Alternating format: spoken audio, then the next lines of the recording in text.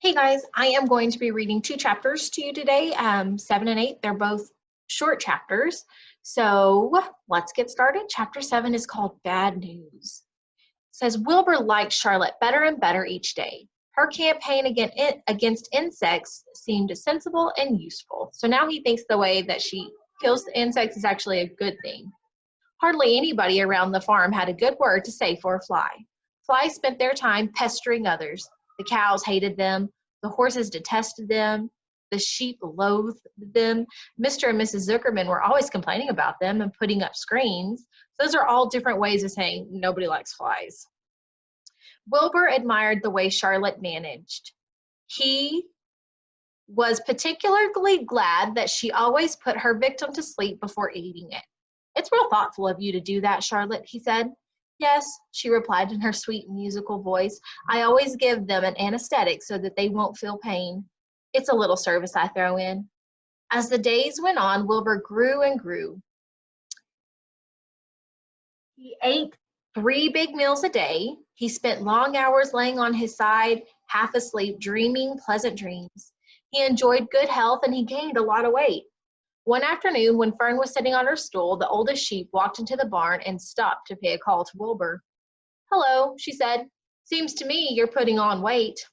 "Yes, I guess I am," replied Wilbur. "At my age, it's a good idea to keep gaining. Just the same, I don't envy you." That means she's not jealous of him. "I wonder why," said the old sheep. "You know why they're fattening you up, don't you?" "No," said Wilbur. "Well, I don't like to spread bad news," said the sheep. "But they're fattening you up because they're going to kill you, that's why." "They're going to what?" screamed Wilbur. Fern grew rigid on her stool. I mean, she got real straight up, kind of scared herself. "Kill you? Turn you into smoked bacon and ham," continued the old sheep. "Almost all young pigs get murdered by the farmer as soon as the real cold weather sets in. There's a regular conspiracy around here to kill you at Christmas time. Everybody is in on the plot. Lurvy, Zuckerman, even John Arable." "Mr. Arable," sobbed Wilbur, "Fern's father?" "Certainly.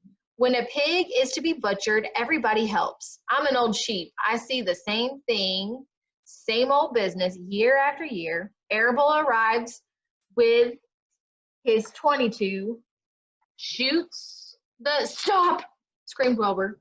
"I don't want to die. Save me, somebody save me." Fern was just about to jump up when a voice was heard. "Be quiet, Wilbur," said Charlotte, who had been listening to the awful conversation. What a horrible thing to hear. He just heard he's going to be like Christmas dinner. "I can't be quiet," screamed Wilbur, racing up and down. "I don't want to be killed. I don't want to die. Is it true that what the old sheep says, Charlotte? Is it true they're going to kill me with the cold weather when the cold weather comes?" "Well," said the spider, plucking thoughtfully at her web, "the old sheep has been around the barn a long time. She has seen many a spring pigs come and go. If she says they plan to kill you, I'm sure it's true.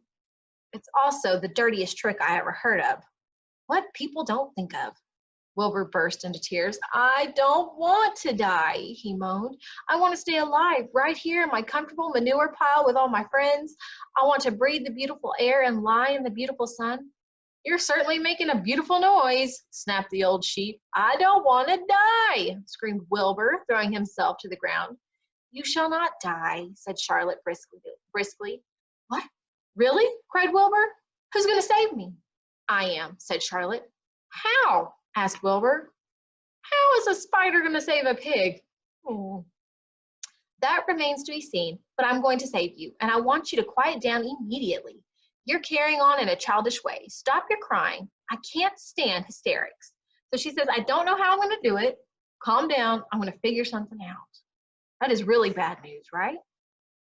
Chapter 8, A Talk at Home. On Sunday morning, Mr. and Mrs. Arable and Fern were sitting at breakfast in the kitchen. Avery had finished and was upstairs looking for his slingshot. "Did you know that Uncle Homer's goslings had hatched?" asked Fern. "How many?" asked Mrs. Arable. "7," replied Fern. "There was an 8 egg, but one egg didn't hatch, and the goose told Templeton she didn't want it anymore, so he took it away." "The goose did what?" asked Mrs. Arable, gazing at her daughter with a queer, wearied look. "Told Templeton she didn't want the egg anymore," repeated Fern. Who's Templeton? Asked Mrs. Arable. He's the rat, replied Fern. None of us like him much. Who's us? Asked Mr. Arable. Oh, everybody in the barn cellar, Wilbur, and the sheep and the lambs and the goose and the gander and the goslings and Charlotte and me. Charlotte? Said Mrs. Arable. Who's Charlotte? She's Wilbur's best friend. She's terribly clever. What does she look like? Asked Mrs. Arable. Well, said Fern thoughtfully, she has 8 legs. All spiders do, I guess. Charlotte is a spider? Asked Fern's mother. So her parents, this is little girl Fern, she's talking to her mom and dad at breakfast time, and she's telling them how she talks to the animals in the barn, and they're like, what? What? You talk to who? So they're a little confused right now. Okay. Charlotte is a spider? Asked Fern's mother. Fern nodded. A big gray one. She has a web across the top of Wilbur's doorway. She catches flies and sucks their blood. Wilbur adores her. That means he loves her. Does he really? Said Mrs. Arable rather vaguely. She was staring at Fern with a worried expression on her face. Kind of like your mom and dad might be looking at you like you're crazy if you say your animals talk to you. So her mom's a little bit worried about her right now.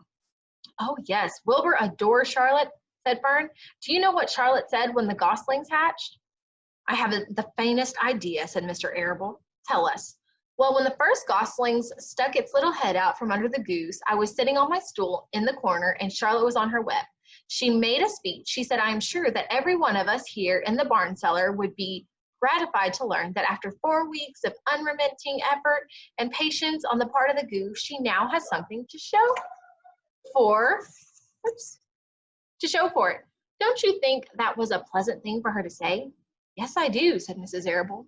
And now, Fern, it's time to get ready for Sunday school. And tell Avery to get ready. And this afternoon, you can tell me more about what goes on at Uncle Homer's barn. Aren't you spending quite a lot of time there? You go there almost every afternoon, don't you? I like it there, replied Fern. She wiped her mouth and ran upstairs. After she had left the room, Mrs. Arable spoke in a low voice to her husband. Oh, I worry about Fern, she said. Did you hear the way she rambled on about them animals? Pretending they talked. Mr. Arable chuckled. Maybe they do, he said. I've sometimes wondered. At any rate, don't worry about Fern. She's got a lively imagination. Kids think they hear all sorts of things. Just the same, I do worry about her, replied Mrs. Arable. I think I shall ask Dr. Dorian about her the next time I see him. He loves Fern almost as much as we do, and I want him to know how queerly she is acting about the pig and everything. I don't think it's normal. You know perfectly well animals don't talk. Mr. Arable grinned. Maybe our ears aren't as sharp as Fern's, he said. So Fern's mom is really worried about her, like, oh my gosh, she's talking to these animals, but Dad's kind of laughing it off. Just let her use her imagination. All right, I'm going to stop there. I will read a few more chapters to you tomorrow.